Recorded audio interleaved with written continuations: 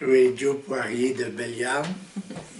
Toi, tu le dis, toi? Ben, toi, t'es né ici. Puis, je suis né ici à Bellegarde en 43, le 18 de juillet. Oui. Puis moi, ben, on s'est mariés en 70, ça c'est quand j'ai arrivé ici à Bellegarde. Et puis, ouais, on a fait notre vie ici, c'est la ferme. Puis t'es originaire de où? D'Alida. Alida. Mm-hmm. Ça, c'était quand même proche. Oui, juste à 30. Est-ce que Bellegarde et Alida faisaient des choses ensemble? Oui, les élèves ils venaient à l'école ici après la 8e année, grade 9.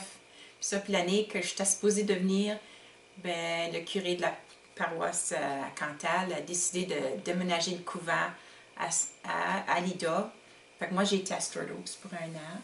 Puis après ça, on avait le français. Mon père, c'était important qu'on allait à l'école française. So, j'ai été à l'école à Alida pour 1 an, ma 10e année. Puis ça finissait là à Alida. Ça fait que j'ai été à Sturdos 11 et 12. J'ai gradué à Sturdos. Ben là, on a continué. Puis là, en 68, ben, on avait toutes sortes de fêtes. Tu sais, les animaux, on gardait tout le temps des animaux avec mon père parce que on tirait des vaches. Moi, je tirais des vaches. J'ai commencé à 5 ans. Mon père, il gardait une vache vraiment, vraiment tranquille, facile à tirer. Puis c'était comme ça qu'il nous emmenait dedans. Alors, mais c'était juste une, hein. Alors, après un petit peu de temps, là, on voyait qu'on savait quoi faire avec les têtes. Alors là, ils ont dit, OK, ben là, on a une autre pas mal bonne, elle est pas mal douce aussi, mais là, elle n'était pas si douce, c'était plus dur à tirer un peu, mettons. Alors, c'est comme ça qu'ils nous ont mis dedans, puis finalement, on a tiré jusqu'à une 20aine de vaches avec la famille, et puis c'est comme ça qu'on a été, ça a continué, puis mon père les a fait, à tous les soirs, vers 9h30 avant de se coucher, 10h, il allait à l'étable, puis je me demandais dans le monde, qu'est-ce qu'il va faire à l'étable. Mais toutes les vaches étaient dans l'étable. Tous les animaux, tous les cochons étaient dans l'étable. Les poules étaient dans l'étable. Alors, c'était chaud là-dedans. Pendant l'hiver, quand même c'est froid, ça continuait, on était vraiment bien dans l'étable. Alors, qu'est-ce qui arrivait? S'il y avait des vaches qui avaient des veaux de bonheur, ben là, il allait puis soignait ces vaches-là spéciales. Il leur donnait de l'eau le soir, il regardait ses poules si c'était bien, et puis il soignait le petit veau. Voilà. Mais c'était important parce que c'était la survie de la ferme. Quand il est rentré ici, lui, il est arrivé en 10, il était juste 10 ans, il suivait les années.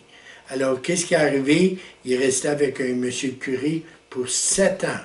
Un de ses oncles, qui avait mouru, 7 ans, il est resté avec lui, avec la ménagère. À Courval, Saskatchewan, en 1968, ben, j'ai dit à mon père, je commençais à vieillir, je dis, j'aimerais ça commencer à avoir de la terre. Puis là, il me dit, ben écoute, la terre, entre toi et Paul, là, ça vous autres, ça va. Je garantis, ça va à vous autres, mais pas de rien d'écrit, de tout. Ben, je dis, ben Dad, quand même, je pense que je vais retourner à l'université pour une couple d'années quand même, j'aimais pas l'école. Je voulais avoir quelque chose pour tomber dessus s'il arrive quelque chose de trouble. Parce que là, on étudiait les 30, 10 ans de pas de récolte. Ça peut encore nous arriver, ça. Alors, je dis, je suis aussi bien de retourner à l'université. Puis mon père, il n'a pas aimé ça. Il a dit, ah, là, tu veux nous faire travailler, là, parce que le plus jeune, il avait fini l'école. Puis on farmait ensemble en dessous de Poirier Brothers. Mais on n'avait rien. On avait juste Poirier Brothers, puis on travaillait. Puis on ne se faisait jamais payer des gages. Excepté si on sortait le samedi soir, ils nous donnaient 5 $ chaque. Alors, tu ne sors pas ben des filles avec ça. Alors, on faisait attention de prendre des filles qui ne mangent pas trop et qui ne boivent pas trop. Alors c'était une raison d'être parce que puis on n'avait pas d'auto. Alors, il nous fournissait son auto pour la fin de semaine. Alors, ben là, quand j'ai été à l'université, j'ai emprunté le tout de mon plus vieux frère pour aller. Puis là, la première fin de semaine, 2 semaines, ben là, j'ai décidé d'acheter une deuxième main. avec pas d'argent, là, tu peux voir ce qui arrive. Alors, là, qu'est-ce que j'ai fait? Mon frère m'a appuyé, mon plus vieux frère, pour avoir ce tour-là.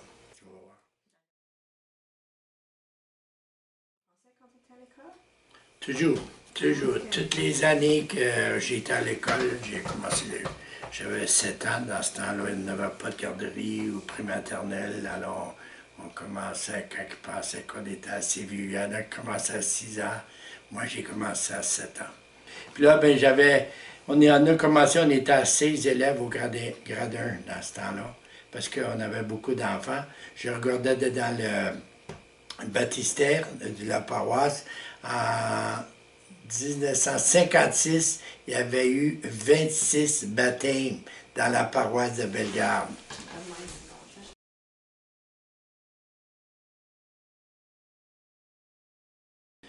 Mais ça dépend des parents. T'sais, si on peut tous travailler ensemble, on va le sauver, mais si on ne travaille pas ensemble, ça va aboutir à rien. C'est ça qui va arriver parce qu'il y a beaucoup de conseils de petites régions qui ont, ils ont perdu tout, là. Puis moi, ça, j'ai dit souvent, si on perd notre paroisse, notre école, ça va être un village fantôme. Cette valeur, ça va arriver, parce qu'on a célébré 100 ans en 98, puis ça fonctionne encore bien. Mais il faut qu'on travaille ensemble. C'est la seule manière qu'on va faire. Ouais, comme c'est là, c'est peurant à l'église. Je sais pas, même pour Pâques, le prêtre, il parle de essayer de mettre ça plus à Redverse, pas faire 2 messes. Comme Jeudi Saint, ça va être juste à Redverse. C'était sa suggestion, c'est pas encore, mais... Puis Vendredi Saint, t'as bien fait une courbe, mais on dirait qu'on essaie de centrer ça à Redverse. Puis je peux le voir, parce qu'on est comme de bien une quinzaine à Bellegarde, puis à Sturt Oaks. À peu près pareil, pas déjà plus. Yeah. Pas plus, for sure. Puis là, tout bien que le prêtre, il va avoir Carlisle, puis Redverse, sa place, ça fait le même. Yeah.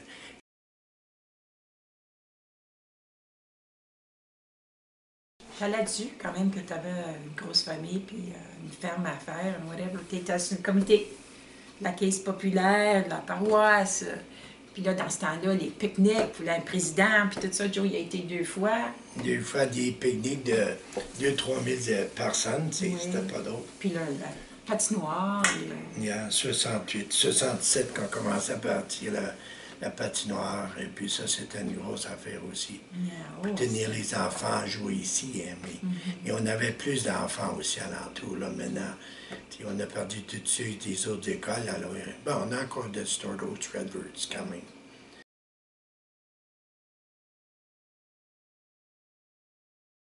C'est à cause qu'on a attendu que le fédéral commençait à donner des octrois pour améliorer les centres locaux.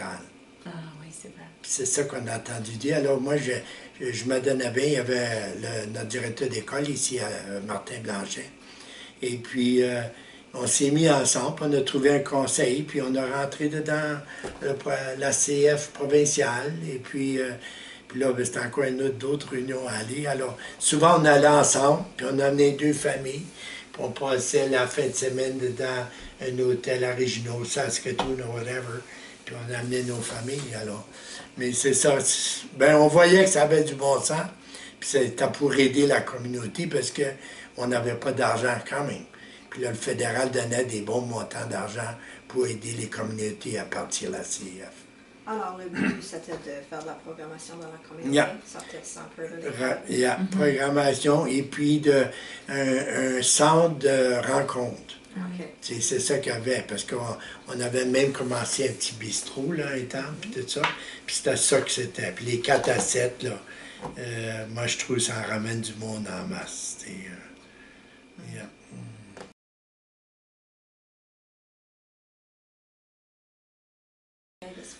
Ça s'est rendu vraiment bien. Et puis là, je trouve que ça commence à descendre parce que la mentalité de l'école n'est plus que ce qu'il y avait avant. Parce que c'est plutôt la jeune génération là, qui enseigne. Et puis c'est pas du tout la même affaire. Il y a beaucoup des jeunes, moi, que je trouve que s'ils regardent, mettons, pour voir l'avenir, ils vont regarder bien, comment d'argent que ça fait. C'est ça qu'ils regardent. Ils ne regardent pas... Quand ils graduent, là, ils vont regarder Yeah. pour quelle sorte de... Qu'est-ce que je veux faire dans ma vie? Ben, ils vont regarder qu'est-ce Ça qui paye. donne plus d'argent. Comment ça paye. Et Ça. puis ça, je trouve, c'est une pauvre mentalité parce que on le voit maintenant, nous autres, pareil.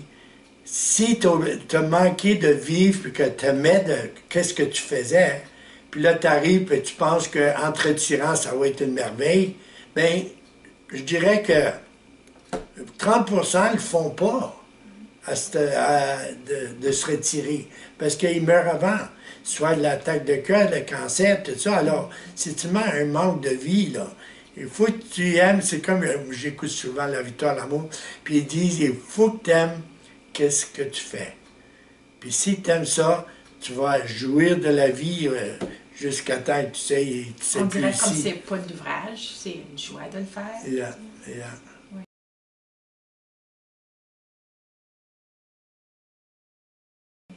Mais aussi, je trouve, il reste plus de monde.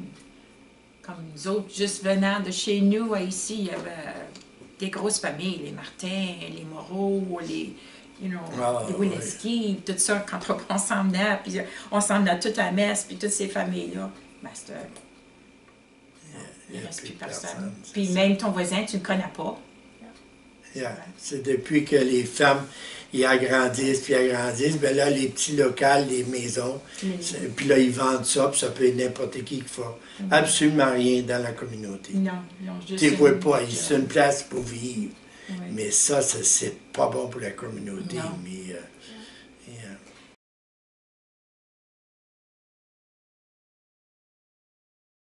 Ben, comme à l'église, ils faisaient tellement de affaires, excusez, qu'on ne savait seulement pas qu'ils faisaient. Et puis il y a un coup qu'il fallait le faire. On était perdus, on ne savait seulement pas où commencer. C'était épouvantable. Moi, j'aurais jamais pensé qu'on aurait perdu qu'il faisait tant dans la paroisse. C'est pas croyable. Ah, oui. Et puis à part de ça, c'était un groupe de sœurs qui enseignaient, puis les frères pareil. Puis s'il y avait besoin d'une sœur spécialisée en musique, on l'avait. On a été faire des drama festivals, on était jusqu'à Swift Current, puis on gagnait. Parce que si on avait besoin d'un professeur ou une maîtresse de drama ou des arts, on l'avait dans l'école. C'était les meilleures maîtresses. Puis pareil avec les frères. Puis les frères, c'est encore drôle parce que les frères, quand ils ont rentré ici, ils ne pouvaient pas enseigner aux filles. C'était contre la loi de leur congrégation. Alors là, ils ont tous séparé les classes quand même, qu'on avait une classe de filles, mettons 3, 4, 5, 6, tout en double. Puis nous autres, les gars, c'était pareil. On était juste des gars. 3, 4, 5, 6, 7, 8, tout le long. Puis quand on jouait à la récréation, ben il n'y avait pas d'affaire que tu regardais à l'autre bord de la ligne. On avait une place, là, puis les gars, ils jouent là, puis les filles jouent là-bas. Une ligne imaginaire avec Oh, la pote de la yeah. Mais je sais que des fois, on frappait la balle pour aller chercher la balle. On avait le droit d'y aller, mais revenir. Ben, c'est au plus vite. Ces filles-là, c'était... Je sais pas, on pensait que c'était vraiment un cas des péchés tout partout, là. Mais les sœurs, pareil, quand je retourne à l'église, puis ça, même les petits linges qu'on sert de sur l'autel, mais là, sont après, c'est frité, là, mais c'était toute la petite dentelle que les sœurs avaient mis, puis il y en a qui l'avaient faite, la laine, la dentelle. Oui. Je sais pas, nous autres, on fait pas ça. Tu sais, on dirait comme il y avait le temps de faire leur spécialité, et c'était vraiment professionnel. On n'a pas parlé de famille, on n'a pas eu le temps.